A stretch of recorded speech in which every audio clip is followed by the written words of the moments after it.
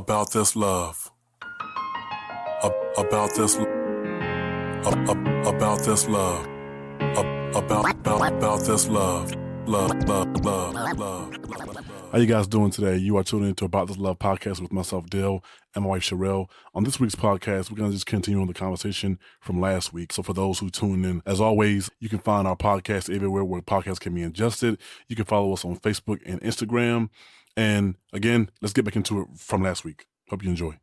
So, like, what are your motives? Like, why do you want to be with a person? Like, you have to actually sit and think, like, is it because you're lonely? Do y'all have kids together, so you guys should just might as well be in a committed relationship? Is it because you want to combine finances, or is that your heart's desire for like companionship for marriage? Because were you gonna say something?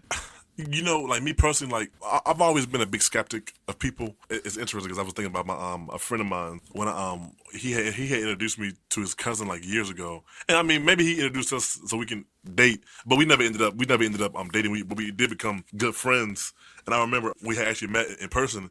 And she was like, yeah, I'm a Christian. And I was like, yeah, everybody's a Christian. Everybody's a Christian, you know? And she kind of looked at me like that's kind of harsh. And I'm like, well, I mean, am I lying? You know, Rick Ross is a Christian. You know, Tupac was a Christian. You know, Bama's gangbangers on the block blowing Bama's heads off. You know, they Christians. It's like everybody. Why? Because they wear a cross, everybody's a Christian. You know what I'm saying? So, but my point in kind of saying that is that like I'm just skeptic of people. I'm a big skeptic of everything, people in general. You know, and it's not saying that I don't give people a fair opportunity or a fair assessment or whatever, because I do. Oftentimes to my own detriment. But when it comes to like relationships, motives, it's like oftentimes people just don't want to be real. They don't want to just be like, hey, look, I just want them draws, you know, and that's really all I want. I don't want a relationship. That's all I want. Or the chick, like, you know, I just want financial stability. You know what I'm saying? And a nice car to drive you from point A to B, and you have that, and so I want to be with you. Like, I want a couple of trips and you know what I'm saying? Some nice photographs. But just being honest, you know, off the rip. But people, they have and love to play mind games, and just the world is just so full of games. People just playing games. And it's like, man, I thank God I'm married because even before I met my wife, I didn't have the patience to really date. And I never really dated, you know. I mean, I've been in the DMV, DC, Virginia, Maryland area for like almost 10 years. I probably did like one person, you know. Well, I mean, I just don't have the patience I'm sorry, I cut you off, but I just don't have the patience to entertain mind games or waste years of my life, you know, with this person and that person and that person and this person and this person. I mean, look, man, I don't have time to waste, man. I'm sorry. You know, I can't get my time back. I don't have time to waste with people, so. Yeah, that's what I was going to say, you know. You were just talking about playing mind games. The one thing I noticed, like, and I've probably mentioned this story several times on this podcast before, but it was this Christian guy. So it's funny you say, like, yeah, everybody Christian. And I told you about him because I think it was the same year I met you. Me, my mama. Oh, Lord, stop it. But no, so, like, you know, it was this guy. He said he was a Christian. I believe he went to church and he read the Bible and loved the Lord. So, like, I'm not negating that. But the driving point for me to end that relationship and actually get honest with him, like, and I had a client of mine who, she was like a big sister to me. And I was telling her about this guy. Yeah, you know, he's a Christian. He wanted me to meet his mother, blah, blah, blah, blah, blah. But in my mind, in my heart, I did not feel like I was worthy enough to really be my true self around him.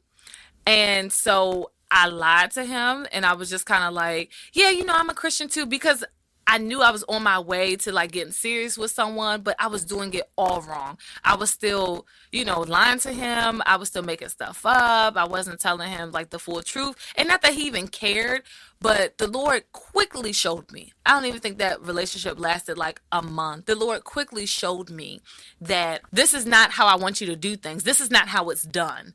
You know, because I was like, oh, well, like, where's this going? And once I asked that, you know, where is it going? Because my sister client, you know, she was like, no, in order to know if you're going to be serious with this guy, I don't think you should waste any more time. And I think you really should ask him, like, how does he see you? Like, because it seems like you're taking this pretty serious, but if you don't ask, you would never know how he feels about the relationship and how he feels about you. And I was so afraid because I'm like, I mean, we feeling, I feel like this is getting serious. I'm assuming he would feel the same way as well. But then once I asked him, he was talking about puppets with no strings, like no strings attached. And I was like, well, first of all, I'm not a puppet. And secondly, like, Lord, I went about it all the wrong way.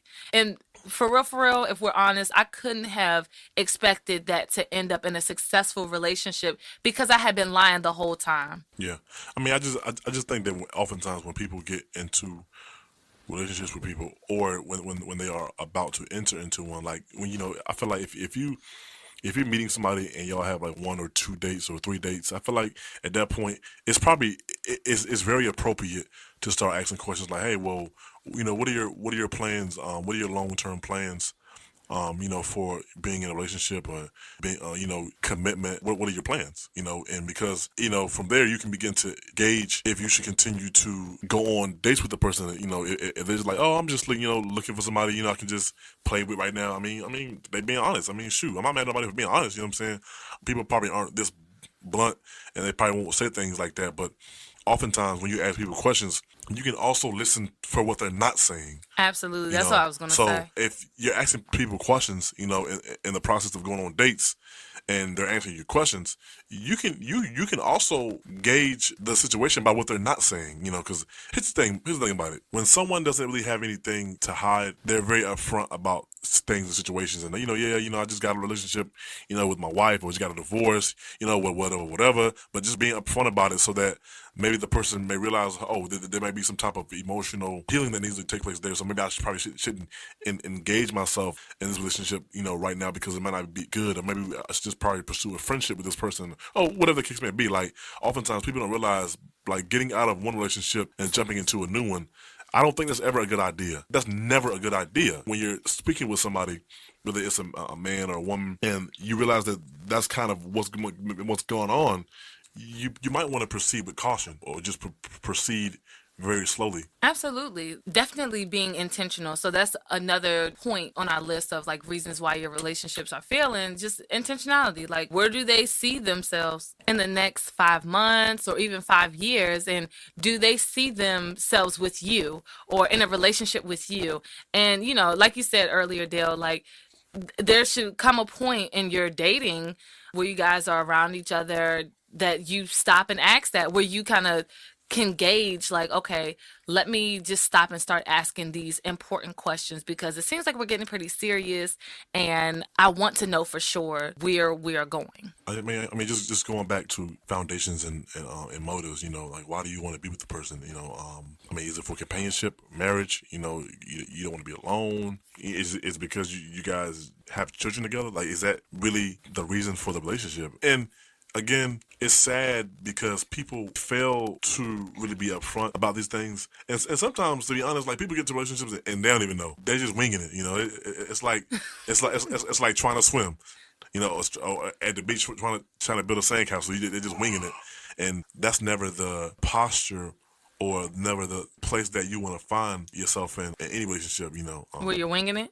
Yeah. Oh, disclaimer: we do have our baby daughter in the studio with us, so if you hear her back there grunting, just dismiss that. I mean, that's the reality of marriage. And when you're building a relationship and you guys get married and have kids or don't have kids, you might have a little dog running in the background and you're like, sit down back there, quiet down in the back. Yeah.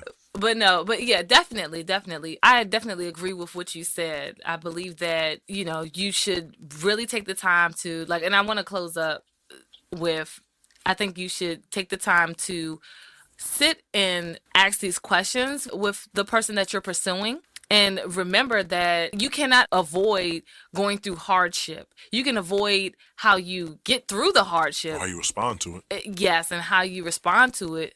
Did I just say you can avoid how to get through the hardship? You can't. Nah, I don't think so.